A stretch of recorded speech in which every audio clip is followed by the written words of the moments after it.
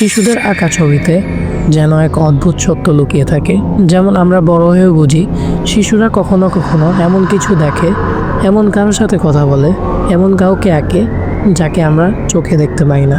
এই ভিডিওটা 3টি গল্প নিয়ে, যেগুলো শুধু শিশুর কল্পনা নয়, এগুলো সেই সব আঁকা, সেই সব ফিসফিসানি যেগুলো শেষ পর্যন্ত প্রমাণ করে কখনো কখনো শিশুদের ছবি শুধু ছবি নয়, ওগুলো হলো তাদের জীবনে ঢুকে পড়া অজানা কারো ছায়া, যে ছায়া জানলার ঠিক ও পাশে দাঁড়িয়ে থাকে, অন্ধকার আলমারি থেকে বেরিয়ে আসে, এমনকি হাতে ছুরি নিয়ে গভীর রাতে তোমার ঘরের দরজায় দাঁড়ায়। এগুলো শুধু গল্প না, এগুলো সেই ড্রয়িংস যেগুলো পরে হয়ে উঠেছিল বাস্তব আতঙ্কের কারণ। চলো শুরু করা যাক।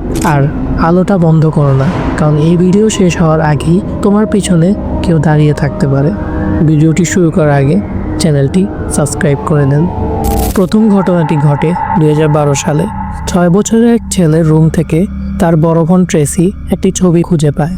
ছবিটিতে দেখা যায় পরিবারের সবাই ডিনার টেবিলের চারপাশে বসে আছে, আর পাশে বাড়ির কুকুর বিড়ালও আছে। কিন্তু ট্রেসির চোখ আটকে যায় টেবিলের ঠিক পেছনের মেঝেতে বসে থাকা অচেনা এক মানুষের দিকে। লোকটা পুরো কালো জামা পরে আছে আর কোকড়ানো বাদামি লালচে চুল। ট্রেসি যখন ছোট ভাইকে জিজ্ঞেস করলো ছবির ওই মানুষটা কে, ছেলেটি কেবল ঠোঁট চিপে বলতে মানা। এই ঘটনাকে তার বোন প্রথমে কল্পনা ভেবে উড়িয়ে দিলেও ভাইয়ের বারবার একই উত্তর তাকে অস্বস্তিতে ফেলে। বাবা মা যখন ছেলেটিকে জিজ্ঞেস করলো তখন সে একইভাবে মুখ ভার করে বলল, আমি বলতে পারি না। বাবা মা বিষয়টিকে গুরুত্ব দেয়নি, কারণ 6 বছরের বাচ্চা তো যে কোনো কিছু আঁকতে পারে। ট্রেসির মনে সন্দেহ থেকে যায়। একদিন বাবা মা বাসায় না থাকায় ট্রেসি ভাইকে দেখাশোনা করছিল। তখন শুনলো ভাইয়ের ঘর থেকে কথা বলার শব্দ আসছে। দরজা খুলে দেখে ছেলেটা মেঝেতে বসে খেলনা গাড়ি নিয়ে খেলছে আর কারোর সাথে কথা বলছিল যেন। জিজ্ঞেস করলে সে আবারও কেবল কাঁধ ঝাঁকিয়ে চুপ করে বসে থাকে। তখন ট্রেসির নজর আসে মেঝেতে থাকা সবুজ আপেল ফ্লেভারের কয়েকটি ক্যান্ডি, যা তাদের মা কখনো কিনে আনেনি। ট্রেসি যখন ক্যান্ডিগুলো তুলে নেয়, ছেলেটা রেগে চিৎকার করে বলে, এগুলো দিয়ে দাও।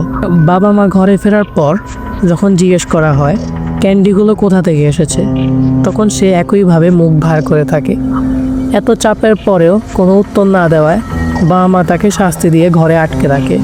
সেদিন পুরো বাড়ি তন্ন তন্ন খোঁজা হয়, কিন্তু কারো লুকিয়ে থাকার কোনো প্রমাণ পাওয়া যায় না। রাতে ট্রেসি নিজের দরজার পাশে বসে থাকে, যদি আবার ভাই কথা বলা শুরু করে। মধ্যরাতে কিছুক্ষণ পরে ঠিক শব্দ শোনা যায়। ট্রেসি ছুটে ভাইয়ের ঘরে ঢুকে দেখে ছেলেটা খোলা জানলার সামনে দাঁড়িয়ে আছে, আর জানলার ও পাশে ঝুঁকে আছে এক পূর্ণবয়স্ক মানুষ। ঘরে ঢোকার ঠিক আগ মুহূর্ত ট্রেসির চিৎকারে লোকটা দৌড়ে পালিয়ে যায়, আর ছোট ভাই কান্নায় ভেঙে পড়ে। পুলিশ এসে জিজ্ঞাসা করলো, ছেলেটি অবশেষে বলে, ও আমায় বলেছিল কাউকে বলতে নেই, না হয় সে আর আসবে না। সে আমাকে ক্যান্ডি আর স্ন্যাক্স দিত, আমরা খেলতাম। ছেলেটি আরও জানায় লোকটার সঙ্গে তার দেখা হয়েছিল একদিন বাড়ির সামনে, যখন মানুষটা সাইকেল থামিয়ে তাকে ক্যান্ডি দেয়। পরে ছেলেটি লোকটাকে জানায় কোন জানলাটি তার। সেই থেকে সবকিছু শুরু। দ্বিতীয় গল্পটি আসে 2015 সালের। একজন মা জানাচ্ছিল তাদের 6 বছরের ছেলে প্রায় প্রতি রাতেই ভয়ে কাঁদতে কাঁদতে তাদের ঘরে চলে আসতো। সে দাবি করত তাদের ঘরের আলমারি থেকে একটি ছায়াময় মানুষ বের হয়ে এসে বিছানায় তার পায়ের দিকে দাঁড়িয়ে থাকে। প্রথমে কয়েক রাত পরিবারটি বিষয়টিকে শিশুদের কল্পনা ভেবে গুরুত্ব দেয়নি, কিন্তু প্রতিবার দেখা যেত আলমারির দরজা খোলা, আর দরজা লাগিয়ে দিলেও সকালে আবার দরজা ফাঁকাই থাকতো। ছেলেটাকে শান্ত করতে তার ঘর চেক করত, কিন্তু কিছুই পেত না। তারপর এক রাতে বাবা ছেলেকে বলল, তুমি ওটার একটা ছবি এঁকে দেখাও। ছেলেটার আঁকা দেখে বাবা মায়ের শরীর শীতল হয়ে আসে। ছবিতে দেখা যায় কুজো অস্বাভাবিক লম্বা মুকালা এক ছায়ামূর্তি, মনে হচ্ছে যেন হরর মুভির কোনো এক দানব। আর অদ্ভুত ব্যাপার, জানলার পাশে আরেকটা ছায়া আঁকা। শিশুটি বলে কখনো এটা জানলায় দাঁড়ায়, আবার কখনো বিছানার পায়ের কাছে। শেষমেশ পরিবারটি তাদের ছেলের রুমটি সরিয়ে ফেলতে বাধ্য হয়, যে রুমে আর কোনো আলমারি নেই। তৃতীয় গল্পটি আগের দুটির চেয়েও ভয়ঙ্কর। কানাডার 11 বছরের ছেলে রকো এবং তাদের বেবি সিটারকে নিয়ে কেন্দ্র করে এই কাহিনী।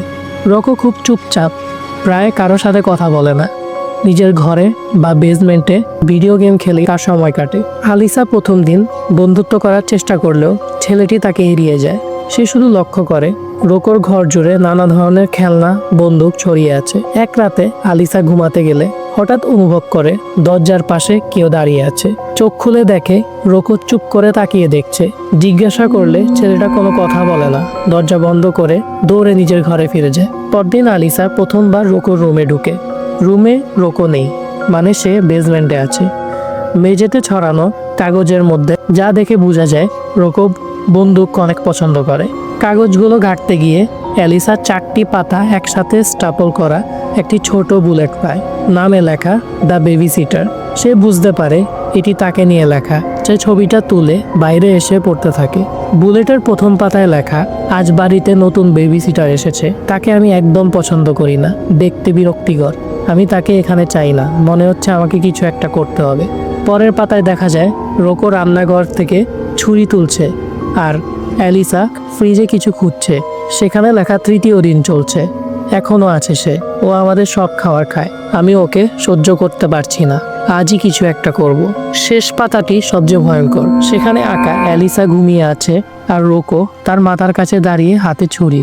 লেখা, গত রাতে ও আমাকে ধরে ফেলেছিল, আজ রাতে আরো চুপচাপ থাকতে হবে। অ্যালিসা আতঙ্কে আবার রোকোর রুমে ঢুকে দেখে বিছানার পাশে সত্যি সত্যি ছোট রান্নাঘরের ছুরি রাখা। সে সঙ্গে সঙ্গে রোকোর মা বাবাকে ছবি পাঠিয়ে ফোন করে। প্রথমে তারা বিশ্বাস করতে না চাইলেও দ্রুত বিষয়টির গুরুত্ব উপলব্ধি করে এবং ছেলেকে তার দাদির কাছে পাঠায়। অ্যালিসা সেদিন বাড়ি ছেড়ে যায়। কোনো পুলিশ, কোনো রিপোর্ট কিছুই করে না, শুধু একটা কথাই বলে, ওর অবশ্যই চিকিৎসার দরকার আছে। তো বন্ধুরা, এই 3টি গল্পের মধ্যে কোনটি আপনার কাছে ভালো লেগেছে কমেন্টে জানাতে ভুলবেন না। আর নতুন যারা আমাদের ভিডিও দেখছেন, দয়া করে চ্যানেলটি সাবস্ক্রাইব করে দিবেন।